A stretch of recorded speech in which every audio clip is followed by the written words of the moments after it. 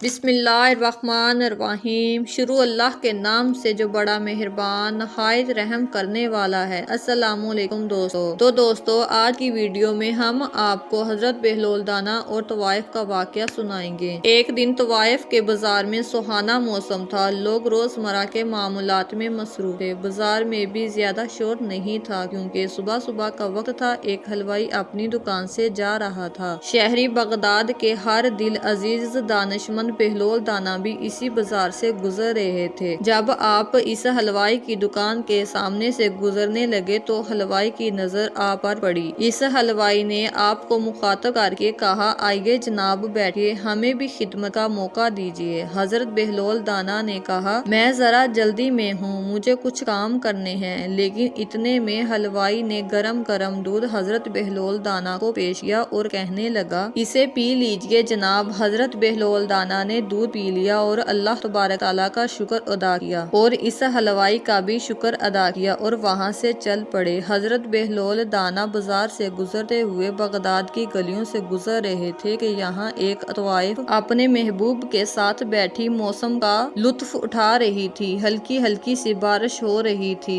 اس وجہ سے گلیوں میں بہت کیچڑ بھی ہو گیا تھا۔ جب آپ اپنی موج مستی میں اسی طوائف کے سامنے سے گزرنے لگے تو آپ کے پاؤں سے کیچڑ کا ایک چھینٹا اڑا اور طوائف کے لباس پر جا گرا۔ جب یہ منظر طوائف کے محبوب نے دیکھا تو اسے بہت غصہ آیا۔ وہ فوراً اٹھا اور آپ کے منہ پر ایک تھپڑ دے مارا اور کہنے لگا، بڑے فقیر بنے پھرتے ہو لیکن چلنے پھرنے کی تمہیں تمیز نہیں ہے، چلے جاؤ تم یہاں سے اور دھیان سے چلا کرو۔ حضرت بہلول دانا نے ہنس کر آسمان کی طرف دیکھا اور کہنے لگے، یا باری تعالیٰ، آپ بھی بڑے بے نیاز ہو، کسی سے دودھ پلاتے ہو تو کسی سے تھپڑ مرواتے ہو۔ یہ کہہ کر حضرت بہلول دانا وہاں سے چل پڑے۔ تھوڑی دیر بعد وہ طوائف چھت پر جانے لگی تو اچانک پاؤں پھسلا۔ وہ اتنی زور سے زمین پر گری کہ اس کی موت ہو گئی۔ اس کی موت کے ساتھ ہی بازار میں شور مچ جاتا ہے کہ فقیر نے آسمان کی طرف منہ کر کے بددعا دی، جس کی وجہ سے اس طوائف کی جان چلی گئی۔ لوگوں نے اس فقیر کو تلاش کرنا شروع کر دیا۔ حضرت بہلول دانا ابھی بازار کے دوسرے کونے تک ہی پہنچے تھے کہ انہوں نے آپ کو گھیر لیا اور کہنے لگے، تو بڑا فقیر بنا پھرتا ہے اور حوصلہ بھی نہیں رکھتا۔ حضرت بہلول دانا نے پوچھا کہ کیا ہوا بھائی، میں نے کیا کر دیا؟ تو لوگوں نے بتایا، تم نے ہی اس عورت کو بددعا دی تھی، اب اس کی جان چلی گئی ہے۔ حضرت بہلول دانا نے کہا، واللہ میں نے تو کسی کو کوئی بددعا نہیں دی، مگر لوگوں نے ضد کی کہ یہ تیری ہی بددعا کا اثر ہے، تجھے اس کی سزا ملے گی، ہم تمہیں قاضی کے پاس لے کر جائیں گے، وہی فیصلہ کریں گے۔ لہٰذا وہ لوگ حضرت بہلول دانا کو قاضی کے پاس لے آئے۔ جب لوگوں نے سارا قصہ قاضی کو سنایا تو قاضی نے حضرت بہلول دانا کو مخاطب کر کے کہا، بہلول بتاؤ، تم اپنی صفائی میں کچھ کہنا چاہتے ہو؟ حضرت بہلول دانا نے کہا کہ اصل بات پوچھتے ہو تو بات یہ ہے، میں نے کوئی بددعا نہیں دی، یہ